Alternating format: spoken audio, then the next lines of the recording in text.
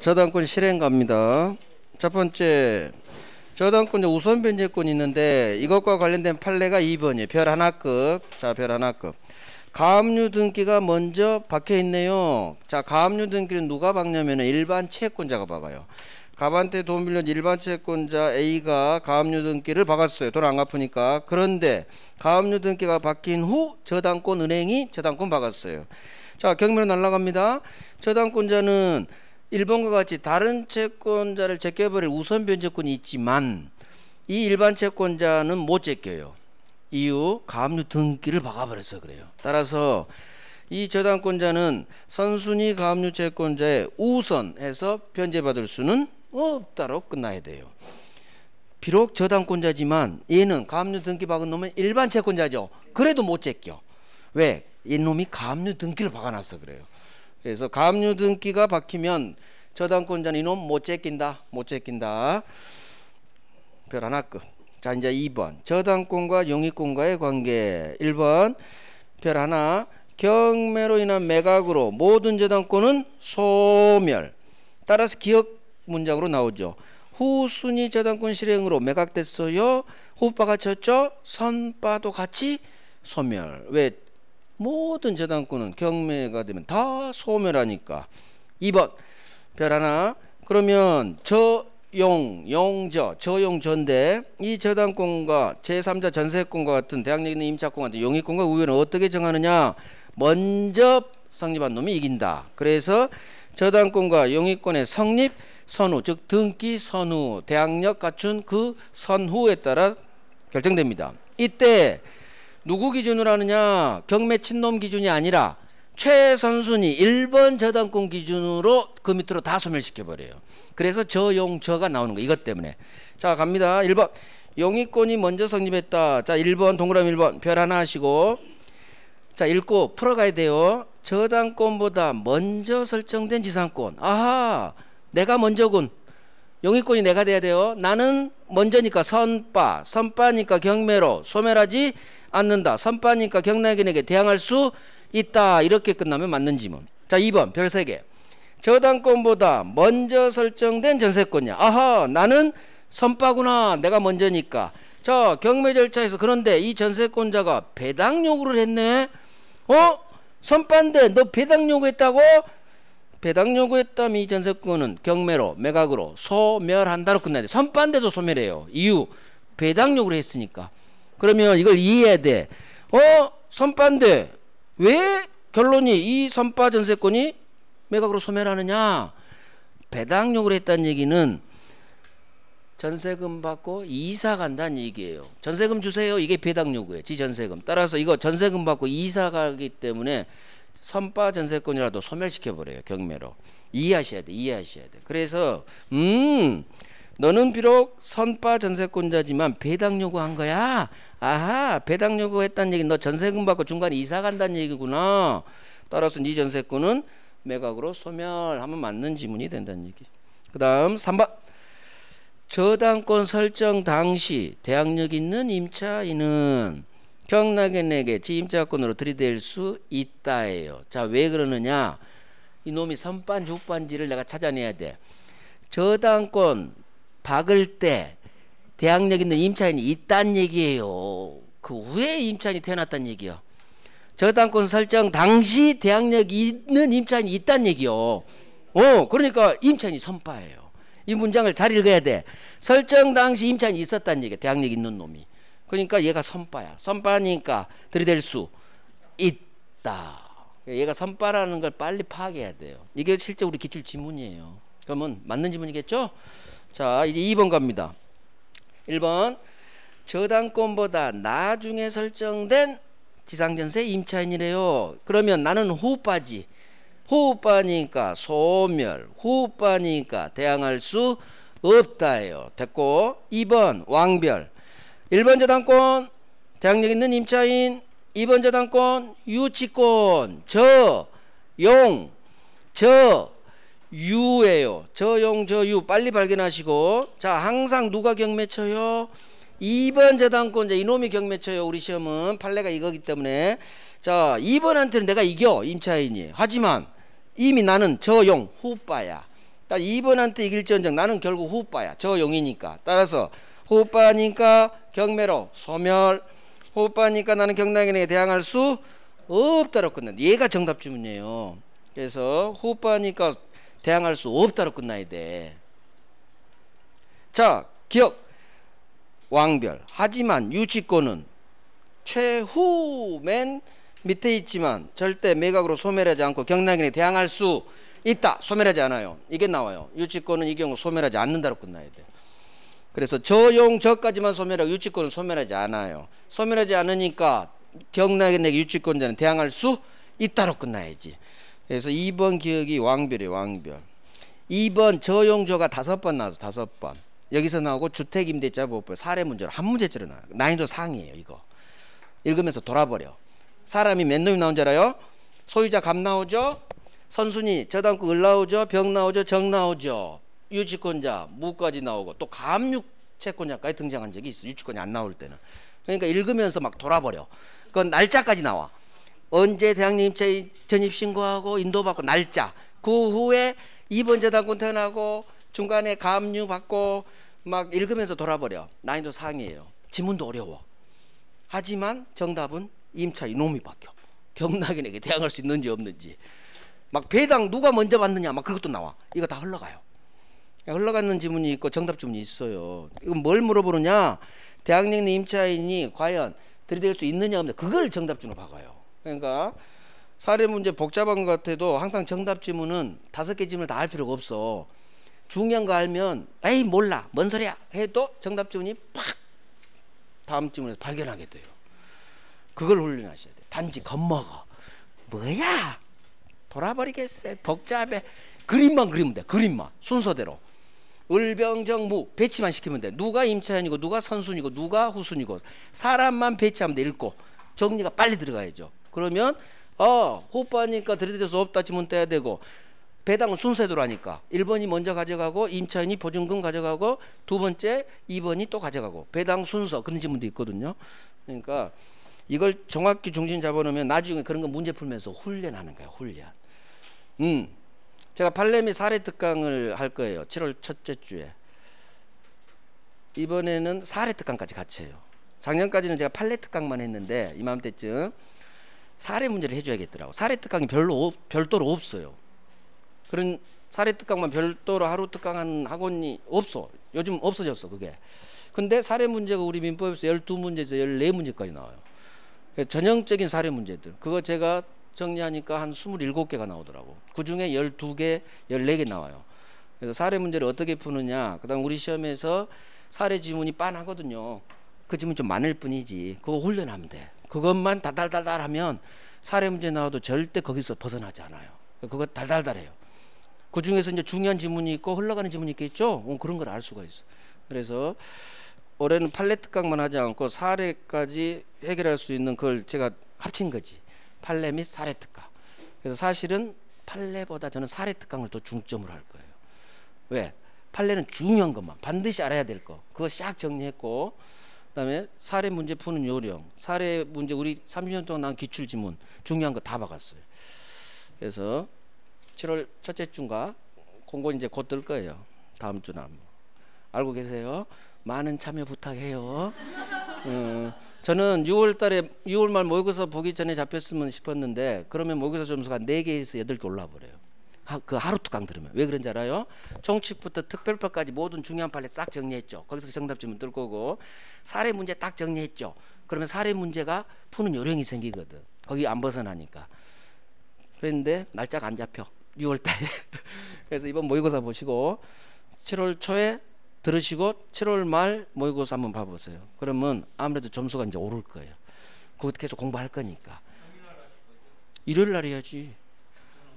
특강을 일요일 날. 왜요? 일요일 날. 여기는 토요일까지 수업이잖아요. 그러니까 일요일밖에 특강 못해. 하루 특강은. 일요일 날 일이 있어요? 교회? 교회? 아무튼 알아서 하세요. 아니 여기는 주 6일 수업이잖아요. 그러니까 일요일밖에 못 잡아 특강을. 항상 그랬어요.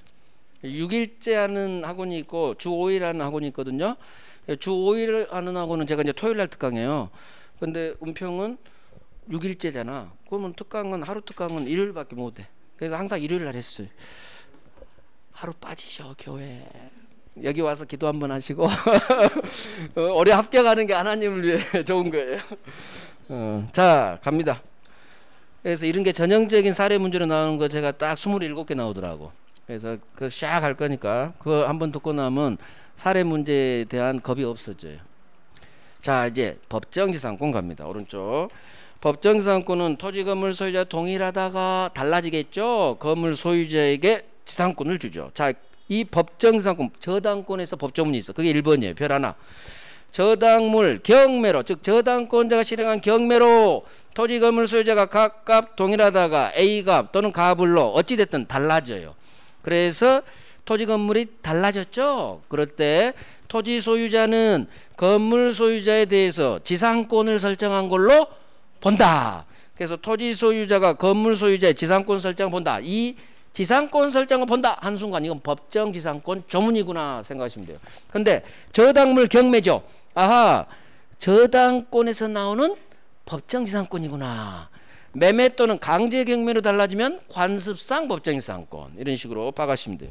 자, 법정지상권 아주 중요하죠. 자, 작년에 안 나왔어. 그죠? 32가 없죠. 그럼 왼쪽 저 용도 안 나왔죠. 올해 나와. 그럼 이쪽 올해 나오고, 그 다음 효력이 미치는 범위는 작년 30이 안 박힌 데 보세요. 작년 30이 안 박힌 거 나올 거 많아.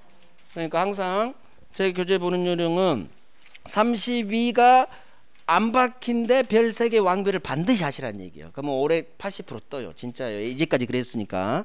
그러면 이쪽은 아예 작년에 안 떴으니 올해 나올 가능성이 굉장히 많죠. 다음 배 일괄경매도 작년에 아예 안 떴어. 제가 작년에 이쪽도 뜰 줄 알았어요. 그쪽 부합물 정물 그쪽하고 물상대하고 이쪽하고. 근데 그쪽만 떴고 이쪽은 안 떴죠. 그러면 이제 올해 떠요. 이쪽이 법정지상권하고 일괄경매 저용 반드시 한 문제 떠요. 자 이제 잘 보란 얘기에 집중하고. 성립요건 저당권 설정 당시 목차 반드시 건물이 있어야 돼요.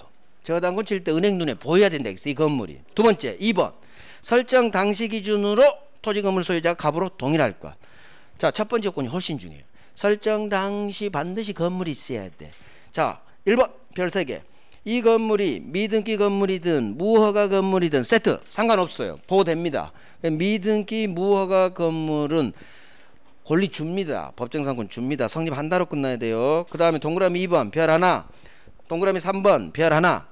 자 이거 단어 잡으면 돼요. 법정상권 동네는 토지의 저당권 설정 당시 이 토지의 건물의 토지 소유자에 의해 건축 중 밑줄 건축 중 세 글자 떴죠. 그렇다는 얘기는 지금 건물이 올라가고 있죠. 따라서 저당권자 눈에 보이겠죠. 건물이 올라간다는 걸. 따라서 이 경우라면 소수로 가요. 건축 중이라면 나중에 완성되겠죠. 이 완성된 건물에 법정상권 성립해요. 그래서 건축 중 뜨면 설사 두 번째 줄 이 철골만 있어서 아직 독립된 건물로는 이르지 않았어. 상관없어요. 건축 중 뜨면 철골만 있어도 법정상권 성립합니다. 아직 두 번째 줄 우리 시험에 나온 적이 없어. 그냥 건축 중만 해요. 그래서 건축 중 올라가고 있네 된다 이렇게 오시면 돼요. 3번 자 설정 당시 건물이 있었다면 목차 이 건물이 갑이 중축했든 개축했든 철거 후 아예 철거 후 신축했든 이 증개축 철거 신축 건물에 법정상권이 태어납니다. 태어나요. 즉 설정 당시 건물이 있었죠. 그러니까 되는 거야. 증개축 철거 신축에도 단 기준은 구건물 기준으로 지상권의 범위가 인정돼요. 구건물 기준. 그래서 2배로 지었다. 그럼 절반밖에 지상권 인정 안 돼요. 구건물 기준. 자 그러면 정리하면 미등기 무허가 건물 돼 건축 중 돼 증개축 철거 후 신축된 건물에도 돼. 이게 되는 놈 세 놈. 자 이제 안 되는 놈 4번 왕별 5번 왕별. 자 4번 어마어마하게 중요해요. 토지의 저당권 설정 당시 건물이 없었어. 즉 은행이 저당권 박을 때 건물이 있었어요 없었대요. 건물이 없어. 토지만 있어. 이 토지는 무슨 토지? 건물 없는 토지. 나 대지. 자 건물이 없었는데 그 후 건물이 올라갔어요. 이 신축 건물에 법정상권 성립하지 않아. 왜? 첫 번째 요건 탈락이니까. 설정 당시 건물이 있어야 돼. 근데 설정 당시 건물이 없었죠. 또는 나대지였죠. 그 후 올라간 건물에는 법정상권 태어나지 않아요. 그러면 어떻게 오느냐? 나대지 안 돼. 나대지는 안 돼. 뭐가 안 돼? 나대지 후 올라간 건물의 법칙 안 된다는 얘기예요. 나대지 건물이 없었어. 같은 말이에요. 이렇게 둘 다 떠요. 나대지로 뜬 적도 있고 설정 당시 건물이 없었네 이렇게 뜬 적이 있어요. 같이 떠요. 그래서 설정 당시 건물이 없었다. 그럼 빨리 내가 나대지로 바꿔서 읽어야 돼요. 너 건물 없었다고 안 돼. 너 나대지라고 안 돼. 그래서 건물 없었다 나대지 같은 말 훈련하시고. 5번 동일인 소유 토지 건물에 자 떴어요. 공동저당이라는 네 글자가 떠요. 공동저당 토지도 저당권 받고 건물도 저당권 두 개 받았죠. 이걸 공동저당이라고 하고. 그런데 어떤 일이 벌어지느냐, 갑이 토지 건물에 다 저당권 두 개 박아놓고 그 후 건물을 철거해요. 이 건물을 철거하고 새로 건물 올리겠죠. 그러면 공동저당 박은 후 건물을 철거하고 그 후 올라간 신축 건물의 법정상권이 되느냐 안 되느냐겠죠. 이 신축 건물이 항상 성립하지 않아요. 이유는 철거 후 신축 건물에 다시 저당권을 박아줘야 되는데 이놈이 안 박았어. 뭐가 이쁘다고 권리주겠어 이놈한테. 그래서 공동저당 나오면 성립하지 않아요. 왜? 이 판례가 나올 거니까. 그러니까 특별한 사정이 없나 이거 확인해야 돼요. 만약에 신축 건물에 저당권을 박아줬다 그러면 성립하거든. 근데 그런 특별한 사정이 없는 한 성립하지 않아요. 그래서 반드시 특별한 사정이 없는 한 그것까지 확인하고 안 돼 이렇게 가야 돼요. 아직까지는 계속 이렇게밖에 안 나왔어. 세 번 정도 나왔는데. 그래서 나대지 안 돼. 공동저당 특별한 사정이 없는 한 성립하지 않아. 나대지 안 돼. 공동저당 안 돼. 그렇게 외우시고. 그 다음에 2번 갑니다. 왕별. 토지와 미등기 건물을 함께 매수. 자, 함께 동그라미 들어가야겠죠. 함께 매수한 매수인이 어떤 짓거리 하냐, 미등기 건물이니까 건물은 등기 못 받고 토지만 이전 등기 박아요. 이렇게 나와. 자, 이제 소수로 가요. 이 건물의 법정상권은 태어나지 않아요. 이유 함께니까. 함께니까. 히읗이니까. 히읗 관습했죠. 함께 안 돼. 여기도 함께 안 돼요. 이유는 토지 건물 소유, 이유 몰라도 돼. 그냥 해. 함께 안 돼요. 거기서 여기서 똑같아. 결국 이 세 놈이 가장 중요해요. 나대지 올라간 건물에 안 돼. 공동저당 후 철거 후 신축 건물에 안 돼. 나대지 안 돼. 공동저당 안 돼. 함께 안 돼. 이러면 끝나버려요. 그 다음에 동그라미 1번 2번 1번 별 3개. 이게 뭐냐, 토지의 저당권 설정 당시 건물이 있었네요. 설정 당시 기준으로 토지 건물 양자가 갑갑이라는 동일 소유자에 속했죠. 자, 그러면 첫 번째 요건 건물이 있었고 두 번째 요건 설정 당시 기준으로 같았죠. 그러면 설사 그 후 건물이 제3자에게 양도됐다 하더라도 건물만 팔았어 갑이. 그러면 건물 소유자는 바뀌었겠죠. 상관없어요.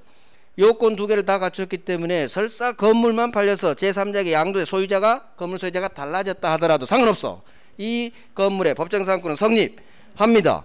건물 양수인 새 건물 소유자 이놈은 법정상권 취득해. 왜? 요건 갖췄으니까. 건물이 있었지. 설정 당시 기준으로 각각 동일했죠. 그러면 그 후 건물만 팔아서 토지 건물 소유자가 잠깐 달라졌죠. 중간에 달라졌죠. 건물만 팔았으니까 상관없어. 설정 당시 기준으로 같았으면 그 후 건물만 팔아서 소유자가 달라져도 이 말이 생략되어 있어요. 상관없다는 얘기예요. 성립한다로 끝나요. 결국 성립한다는 1번 저 위에 1번에 1, 2, 3번하고 이거 2번에 1번 이놈은 성립한다로 끝나고요. 안 되는 놈은 세 놈밖에 없어. 우리 시험에 나대지, 공동저당, 함께 이런 식으로 단어로 외워버려도 돼요. 대신 찾아내야 돼. 건물이 없었어. 이건 나대지라는 거 훈련하시고, 공동저당 이건 바로 또요. 특별한 사정이 없는 한 안 돼. 토지와 미등기 건물을 함께가 생략돼요. 토지와 미등기 건물을 매수한 이렇게 나온 적도 있어. 그럼 빨리 내가 넣어야 돼. 함께란 두 글자를. 토지와 미등기 건물을 매수했대. 함께 샀다는 얘기예요. 그렇게. 오케이. 3번 저당권자 친경매로 달라집니다. 시험 안 나와요. 4번 등기 필요 없죠. 187조. 됐고요. 빨리빨리 넘어가요. 자, 효과 법정상권 취득했습니다. 지료내입니다. 지료는 어떻게 결정되느냐, 당사자 협의로. 근데 협의가 안 되면 당사 청구로 법원이 정해줘요. 자, 법 전문이고. 2번 그런데 이 법정상권에 지료가 결정되지 않았어. 범죄한 적 있어요. 지료가 결정되지 않은 경우라면 지료 연체를 이유로 한 지상권 소멸 청구는 할 수 없다로 끝나요. 이유. 자, 지상권 소멸 청구는 2년 이상 지료 안 냈을 때 방패죠. 근데 지금 지료가 아예 결정되지 않았죠. 그러면 월세가 얼마인지 모르는데 지료 연체란 말도 발생하지 않아요. 성립하지 않아. 그래서 그대로 나온 거예요. 이렇게 지료가 결정되지 않았다면 지료 연체도 있을 수가 없다. 따라 지료 연체를 위한 소멸 청구도 하지 못한다면 맞는 지문이에요. 맞는 지문. 자, 3번 별 3개. 이 저당권에서 나오는 법정상권 법조문은 강행 규정입니다. 반드시 지켜야 돼. 따라서 이 저당 목적물인 토지 이렇게 나와요. 그럼 저당권 법정상권이구나. 저당 목적물인 토지에 대한 법정상권을 배제하는 당사자 간의 특약은 무효예요. 효력이 없다. 맞는 지문이에요. 외워요. 저당권 법정상권 조문은 강행 규정. 배제 특약 무효. 저당권이 나오죠. 법정상권. 저기 관습상 법정상권은 강행 규정 아니에요. 거기는 철거 특약이 가능해. 여기는 철거 특약이 안 돼. 그래서 배제 특약, 너 철거해? 이런 거 안 먹혀요. 저당권 법정상권은 강행 규정 외워야 돼. 이거 외워야 돼요. 나와요. 자, 이제 두 번째로 어려운 일괄경매예요. 자, 1번 별 3개 하시고 1번이 전부예요. 일괄경매 이것만 알면 되는데 물론 요건으로 가야겠지만 여기서 다 나와요. 자, 토지를 목적으로 저당권을 설정했어. 그런데 그 후 설정자가 건물을 올렸대요. 무슨 말이냐? 토지 저당권 박을 때 건물이 있었어요? 없었어요? 없었어. 건물은 토지 저당권 후 나중에 오른쪽에서 건물이 올라와요. 자, 그러면 이 건물은 괄호 법정상권이 태어나지 않아. 왜? 나대지니까. 그래서 토지 저당권 후 건물은 이 토지는 뭘로 읽는다? 나대지예요. 그래서 토지 저당권 후 올라간 건물에는 법정에서 안 태어나. 대신 이 건물을 설정자가 소유하고 있다면 저당권자로 하여금 당신 저당권 박은 토지뿐만 아니라 설사 이 건물에 저당권이 안 박아 있다 하더라도 같이 경매로 날려버리세요. 이게 일괄경매예요. 그래서 일괄경매는 언제 나오느냐? 토지 저당권 설정 후 나중에 올라간 건물. 그래서 이제 목차가 나와. 일괄경매는 언제 칠 수 있냐? 성립요건 1번 왕별 목차에 나대지 토지로 읽어도 돼요. 토지에 저당권 설정된 후 나중에 건물이 올라가야 돼. 이게 일괄경매 동네예요. 그래서 이미 건물이 있으면 그건 법정상권 동네고 토지에 저당권 설정은 나대지 토지 같은 말이에요. 토지 저당권 설정한 후 나중에 건물이 올라갈 것 왕별. 그 다음 2번 목차의 왕별. 경매 이놈이 저당권자 경매 칠 때 반드시 이 건물은 설정자 소유 건물일 것. 이 두 개를 외워야 돼. 일괄경매 해결하려면 이 두 개를 외워야 돼. 일괄경매는 언제 토지 건물 함께 경매 날리느냐? 건물은 토지 저당권 후 나중에 오른쪽에서 올라가야 돼. 오른쪽. 그 다음 반드시 이 건물은 설정자 소유 건물이야 돼. 왜?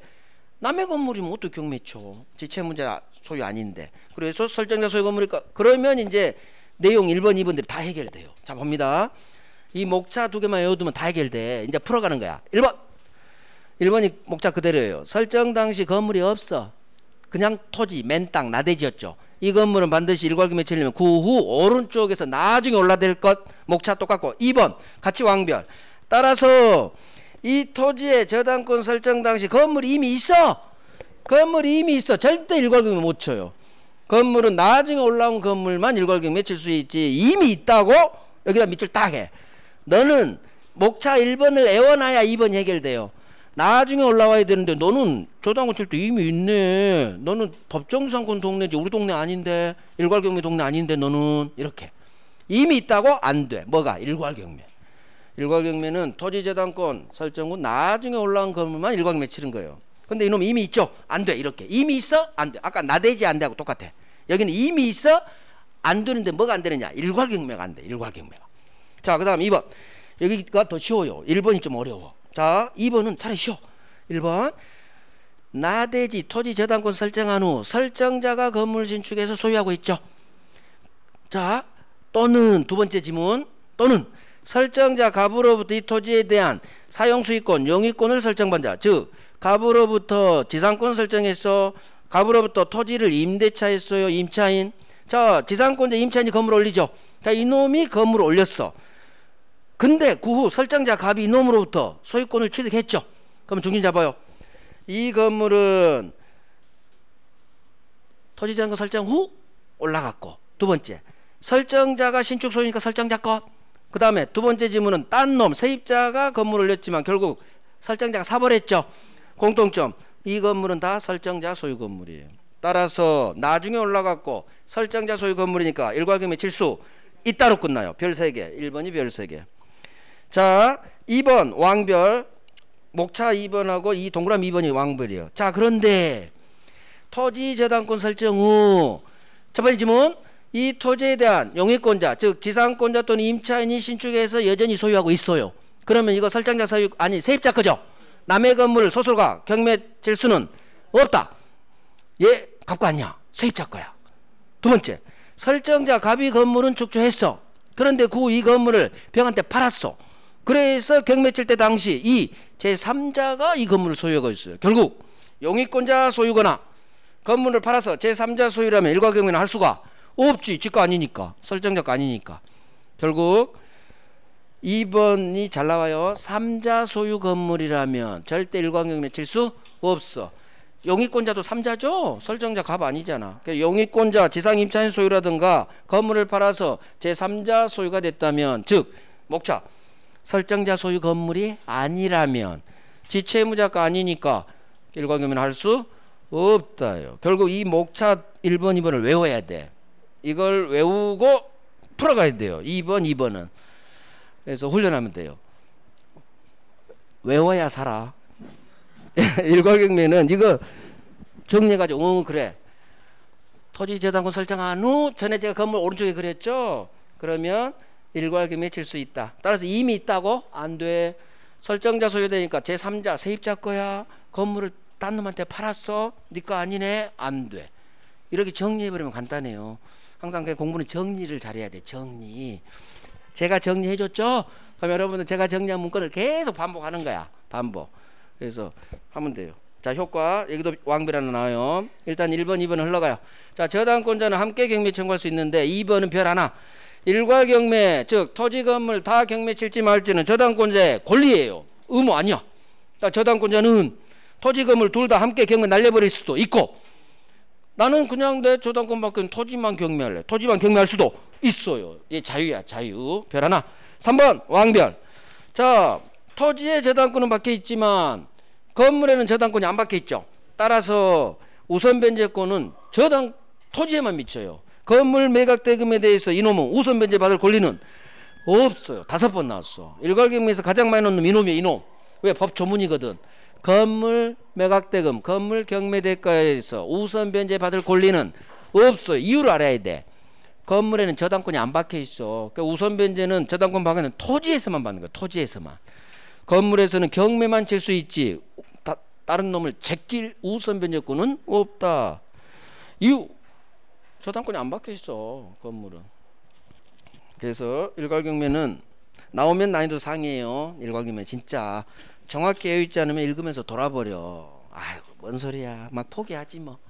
하지만 확실히 외우면 난이도 상을 맞춰. 이거 난이도 상이야. 이쪽이 일괄경매가. 박스 문제로도 나오고 지문 5개 중 한 2개 나오고 그래요. 정답 지문이야. 정답 지문. 예. 자 3취득자. 3취득자는 1번 개념이죠. 별 3개. 3취득자는 누군지 정확히 외웁니다. 저당권이 박혀 있는데 그 후 산 놈 소유권. 그 후 세 들어간 놈. 세 들어간 놈은 지상권 전세권밖에 없지. 우리 물권에서. 그래서 저당 부동산을 그 후 산 놈 소유권, 세 들어간 놈 지상 전세권 취득한 자. 이 세 놈만 3취득자야. 작년에 32, 33이 바뀌었죠. 올해 안 나와. 올해 안 나와. 나올 것도 없는데 다 나와버렸으니까 빨리 가요. 빨리. 자, 이 3취득자는 어떤 일이 발생하느냐. 갑이 돈을 안 갚으면 경매로 날라가. 현재 소유자로 살고 있고 세 살고 있죠. 쫓겨나. 이 쫓겨나는 세 놈을 위해서 법 조문 3개를 줘요. 안 쫓겨나게 네가 낙찰받아. 경매인 될 수 있다. 별 하나. 1번 3취득자는 경매인 될 수 있다. 경매 절차 매수인 같은 말이에요. 낙찰받아라 그 말이에요. 그 다음 변제 별 하나. 2번에 1번 3취득자 당신 안 쫓겨가려면 네가 대신 돈 변제하고 소멸 청구할 수 있다. 그대로 나와요. 변제하고 소멸 청구할 수 있어. 그 다음 3번 1번 별 3개. 3취득자 경매로 날라갔어. 대신 당신 혹시 이 부동산에 비용 지출한 게 있다면 필요비익비 이거 저당물 경매 대가에서 가장 먼저 챙겨드릴게요. 이게 바로 비용에 대해서 저당물 경매 대가에서 가장 먼저 우선 상환받을 수 있다라는 법조문이에요. 그래서 삼취득자에게 세 가지 조문을 둬서 보호해줘. 첫 번째, 경매인 될 수 있다. 변제하고 소멸 청구할 수 있다. 비용만큼은, 필요비익비만큼은 경매 대가에서 가장 먼저 우선 상환받을 수 있다. 이 조문 세 개죠. 자, 그러면 가장 중요한 게 3번 1번 비용 우선 상환받을 수, 이게 가장 중요하고, 이제 갑니다. 2번에 동그라미 2번 별 3개, 저당 부동산에 있는 후순위 저당권자래요. 후순위 저당권, 즉 1번 을 1번 저당, 2번 병 2번 저당권자. 이 후순위 저당권자는 삼취득자에 해당하지 않아요. 왜? 삼취득자는 저기 소유권, 지상권, 전세권 여기서 산 놈만을 말해요. 그래서 경매로 쫓겨나는 놈이야. 근데 이 놈은 저당 부동산에 대한 후순위 2번 저당권자는 여기서 살고 쫓겨가는 놈이 아니라 은행이야. 은행. 이 놈은 가진 자야. 삼취득자는 쫓겨가는 불쌍한 사람. 이 놈은 은행이야. 채권자. 따라서 삼취득자에 해당하지 않아요. 따라서 이 변제하고 소멸 청구할 수 있다라 1번 법조문이 작동이 안 돼요. 이 놈한테는. 그래서 근저당 부동산의 후순위 저당권자는 선순위 1번 채무 대신 변제하고 1번 저당권 소멸 청구할 수는 없다로 끝나. 왜? 1번 조문을 갖다 못 써요. 삼취득자만 변제하고 소멸 청구할 수 있어. 근데 이놈은 삼취득자가 아니지. 아니니까 변제하고 소멸 청구할 수는 없다로 끝나. 이유를 알아야 돼. 이유를. 그래서 첫 번째 지문으로도 나오고 두 번째 지문으로, 지문이 2개가 떠요. 2개가. 아마 작년에는 두 번째 지문을 떴을 거야. 자, 비용상환청구 2번 갑니다. 물상보증인이 이 저당 목적물에 필요비 지출했대요. 자, 경매 날아갔습니다. 매각대금에서 이 물상보증인 우선상환 경매대가에서 우선상환 받을 수 있느냐 없느냐. 결론은 없다로 끝나요. 이유, 물상보증인 아버지죠. 아버지는 저기 삼취득자다 아니다. 삼취득자가 아니야. 결국 삼취득자 저 세 놈을 외워야 2번에 2번하고 3번에 2번이 해결되는 거예요. 그래서 삼취득자 저기를 외워야 돼. 오로지 세 놈. 저당권이 박혀있는데 그 소유권 취득한 놈, 세 들어간 놈, 지상 전세권 취득한 놈, 이 놈만 삼취득자지 물상보증이 아니야. 따라서 못 땡겨. 저당부동산 후순위 2번 너도 삼취득자 아니야. 변제하고 소멸 청구할 수는 없다. 그래서 저 뿌리를 외워야 돼. 뿌리를. 소지섭이 아니라 소지전. 소지전. 하지만 이건 맨 나중에 하는 거예요. 소가 뭐지? 그러면 큰일 나거든. 그래서 계속 소유권, 세 들어간 놈, 지상전세권. 나중에 이제 이게 익숙해지면 그래 소지전. 나중에 하는 거야. 머리 글자는. 머리 글자가 전부가 돼서는 안 돼요. 그냥 편의상. 그래요. 소유권, 지상권, 전세권. 아주 익숙해. 소지전 하면 소유권, 지상권, 전세 바로 떠올라야 돼. 그 단계에서 머리 글자 그냥 편의상 하는 거 안 써도 돼요. 계속 소유권, 지상권, 전세 계속 읊어. 계속 단어로. 단어 공부해야 돼. 자, 이제 저당권 침해구제. 저당권이 언제 침해되느냐. 내가 담보자본 이 목적물 부동산 담보가치, 교환가치가 감소되는 거예요. 그래서 갑이 건물을 담보쟁여놓고 막 철거해.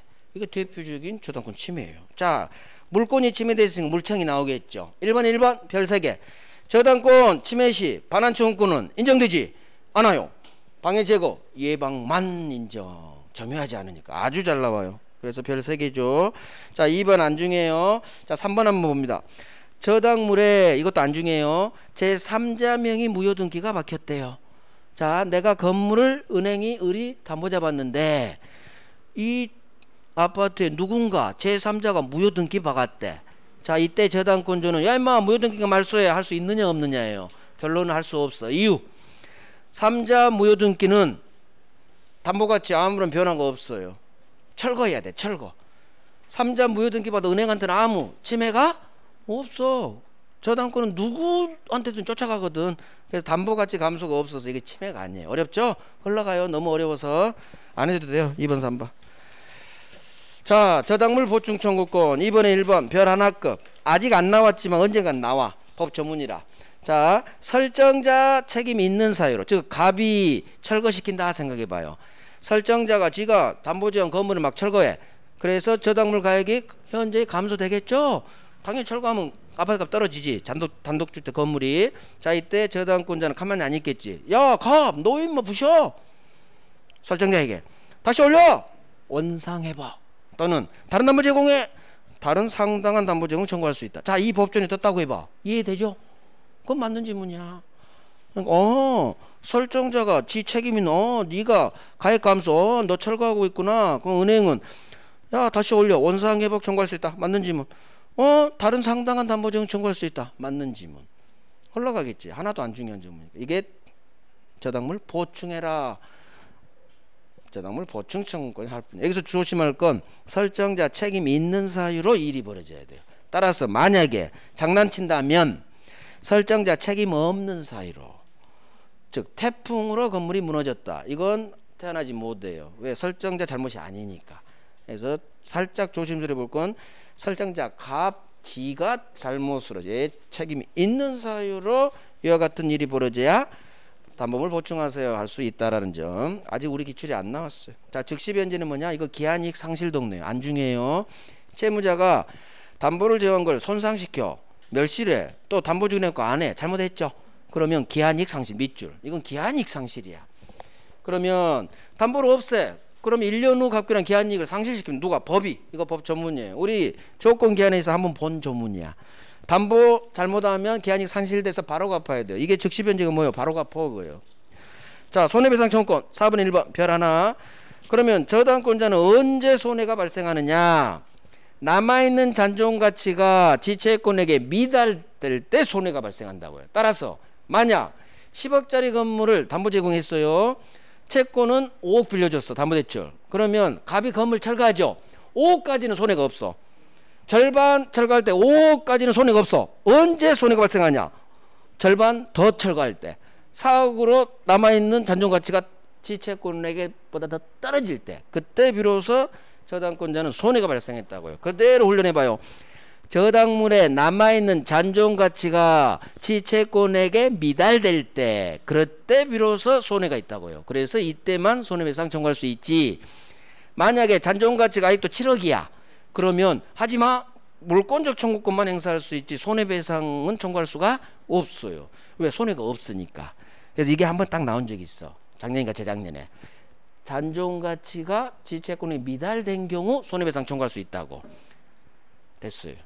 자, 처분 1번 아까 한 거예요. 그래도 별 3개. 종놈의 운명이죠. 함께 처분해야 돼요. 채권하고 저당권은 함께 부정성 수반성에 따라서 저당권 종놈만 채권과 주인과 분리 양도하지 못한다. 기억나죠? 아까 다른 채권 담보하지 못해요. 그래서 부정수. 자, 2번 별 하나. 그러면 봐봐요.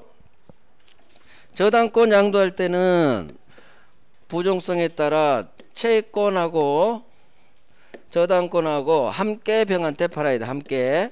그러면 채권도 팔고 저당권도 팔고 함께. 주인이 팔리면 종놈도 쫓아간다. 수반성.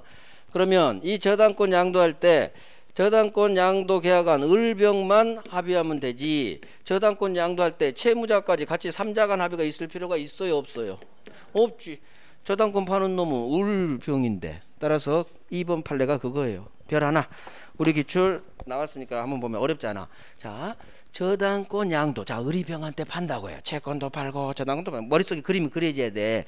저당권 양도에 필요한 물권적 합의는 저당권 양도하는 당사자 간 둘, 을병한테만 합의 있으면 되지. 왼쪽 놈, 갑, 채무자나 아버지, 물상보증인 사이에까지 합의가 있어야 하는 것은 아니다 하면 맞는 지문.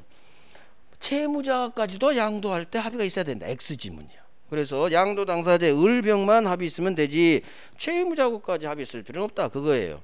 자, 그 다음 3번은 뭐냐? 아하, 좀 살짝 어려워요. 이거 등기법에서 아마 배우실 거예요. 한번 볼게요. 근저당권 이전에 부기등기가 격려됐대.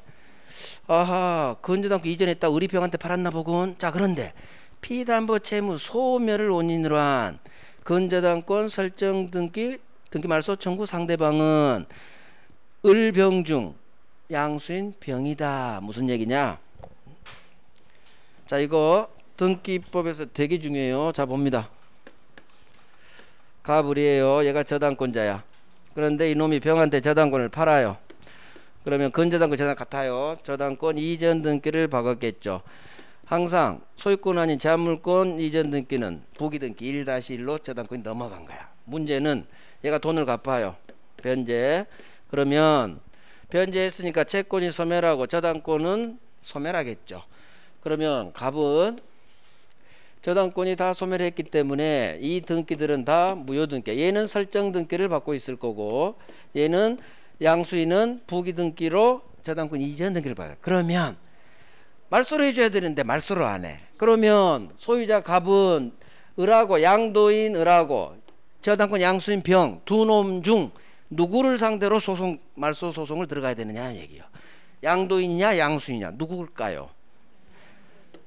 누구를 상대로 소송 들어가야 되느냐 말소 청구 소송을 양도인 을이냐 양수인 병이냐 둘 중 하나겠죠. 누굴까요? 자, 항상 무효등기 말소 청구는 소유권에 대한 물권적 청구권. 소유권에 대한 물청은 누구한테? 현재의 침해자. 그러면 현재 침해자는 을이에요 병이에요? 병이지. 얘는 팔고 이사 갔으니까 미국 가 있으니까. 현재 침해자인 병 양수인이 상대방이야. 첫 번째 애워요. 저당권이 이전됐을 때 돈 갚아서 소멸됐어. 말소 청구 상대방은 누구냐? 양수인. 왜? 현재 침해자가 이놈이니까. 항상 왜를 알아야 돼. 민법은.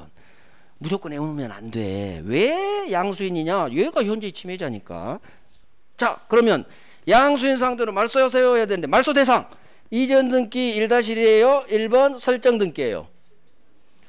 자, 두 번째 지문이야. 상대방은 양수인, 현재 침해자 양수인. 그러면 말소 대상 권리는 지금 등기가 두 개 있죠. 설정 등기 을이 있고 병의 이전 등기 1-1. 그러면 말소 대상 되는 권리는 이거다 이거다. 이거예요. 이거야. 즉 사람하고 대상이 달라. 자, 이유를 알아야 돼. 등기법에서 들어본 기억이 나죠? 그때 강조하셨죠? 그렇지. 등기법 되게 중요하거든. 별 3개짜리 판례예요. 현재 침해자인 양수인을 상대로 하지만 말소 대상되는 등기는 이전 등기가 아니라 이놈이야 이놈. 이유 왜? 그렇지 주등기야. 이놈 말소한들 또 한번 소송 걸어야 돼. 주인을 죽여버려야 돼. 그러면 따라서 죽어. 그래서 말소 대상은 부기 등기가 아닌 주등기 이렇게 나오죠. 말소 대상은 주등기 설정 등기. 상대방은 양수인. 현재 침해자 양수인. 말소 대상은 주등기. 뿌리를 없애버려야 돼. 그래서 민법하고 등기법은 서로 도와주는 거예요. 등기법은 민법 지식으로 막 풀고요. 민법은 등기법 지식으로 막 푸는 거야. 서로 도와줘요. 급할래요. 3번 다시 읽어볼게. 근저당권 이전에 부기 등기가 경련됐대. 자, 을이병한테 팔았어. 저당권. 그런데 피담보 채무가 소멸했죠. 자, 그러면 이 등기는 무효가 돼. 그러면 누구를 상대로 하냐? 까꾸로 읽어야 돼. 양수인 병을 상대로 뭘 말소하느냐? 근저당권 설정 등기를 말소하는 거예요. 이전 등기가 아니에요. 자, 우리 민법 이거밖에 나온 적 없어. 상대방은 양수인이다. 주등기 부기 등기는 민법 대상이 아니에요. 그래서 민법은 상대방이 누구냐? 현재 침해자 양수인 상대로 한다. 그건 맞는 지문이야. 이렇게 흘러가요. 자, 저당권 소멸, 멸실, 혼동, 포기로 소멸하겠죠. 경매로 소멸하겠죠. 3번 아까 했죠. 여기서 별 하나만 해요. 피담보 채권이 소멸하면 저당권도 소멸. 등기 없이 187조 별 하나만 합니다. 여기서. 그래서 말소 등기 없이 당연 소멸. 기간이 만료했네요. 피담보 채권이 소멸했네요. 다 187조 외우시고. 자, 오른쪽 4번 갑니다. 별 3개 박으시고. 자, 봐봐요. 갑이 을한테 저당권을 박았죠. 그런데 그 후 갑이 이 건물 부동산을 매매로 팔아요. 병한테 소유권 이전 등기를 넘겨줬어. 그 후 병한테 소유권을 넘긴 후 이 돈을 갚아. 그러면 피담보 채권이 소멸했으니까 저당권도 소멸. 이 등기는 무효 등기겠죠. 자, 무효 등기는 말소해야겠죠. 자, 말소를 안 해. 그러면 갑 팔아제낀 놈 전 소유자. 얘는 현 소유자겠죠. 소유권 넘겨받았으니까. 그러면 갑이 돈 갚아서 저당권이 소멸됐고 무효등기가 무효등기 말소 청구 누가 한다? 누가 은행에 찾아가서 야인만 말소해야 한다. 갑하고 병 중 누가 한다? 당연히 병이 해야지. 현재 소유자가 해야지. 왜? 얘는 아무 이해관계가 없잖아요. 팔아제끼고 미국 갔는데 이 등기 때문에 피해받는 놈은 현 소유자. 얘가 피해받지. 그러니까 이해관계인은 갑은 이해관계가 없어. 팔아제꼈으니까 등기가 박혀있 내 집 아니잖아. 그래서 병이 소유권에게 물청을 하는 거야. 소유자는 현 소유자 병은 지문 하나 무효등기 말소 청구할 수 있다. 자, 지문 둘. 그런데 문제는 이 사건은 이놈이 쳐들어온 거야. 팔아제낀 설정자, 시험은 설정자잖아요. 저당권 설정자 갑이 변제로 소멸한 을 저당권 등기 말소 청구할 수 있느냐 없느냐. 갑이 말소하세요. 청구할 수 있느냐 없느냐요. 우리 물권적 청구권 지식으로 가면 없다야. 이유 현재의 소유자가 해야지. 전 소유자는 너 소유권 없으니까 물청도 안 돼. 등기 말소 청구 없어로 가야 돼. 근데 이 판례가 예외 판례예요. 할 수 있어요. 설정자 팔아제낀 소유자 아닌 전 소유자인 설정자 갑도 무효등기 이 경우 말소 청구할 수 있다. 이유 이 대법관이 좀 또라이야 또라이. 그냥 너 소유자 아니니까 기각시켜버렸으면 좋은데 아휴 이 설정 계약상의 권리로 할 수 있대. 소유권의 물청이 아닌 설정 계약의 당사자죠. 그래서 돈 갚은 놈은 이 설정 계약이 있기 때문에 얘가 쳐들어왔을 때 얘도 할 수 있다고 내린 판례야. 설정 계약상의 채권상 권리로서 무효등기 말소 청구할 수 있다. 별 3개예요. 4번 자 읽고 이제 이해를 해야 돼. 저당권 설정한 후 저당 목적물의 소유권이 제3자에게 이전됐어. 자 그럼 머릿속에 그려야지. 갑이 병한테 아파트 팔았군. 자 그런데 그 후 피담보 채무가 변제로 소멸했죠. 자 그러면 현재 소유자는 갑으로부터 산 병이겠죠. 자 현재 소유자 병은 당연히 소유권에 기한 물권적 청구에서 무효등기 말소해 말소 청구할 수 있다. 지문 하나. 자 지문 둘. 그런데 여기서 저당권 설정자는 현재 이 부동산 소유가 아니라다. 자 여기는 괄호 열고 닫아요. 우리 시험집은 안 떠. 현재 괄호 열고 아니더라도 괄호 닫아요. 우리 시험지문에 안 떠. 이렇게만 바로 떠버려.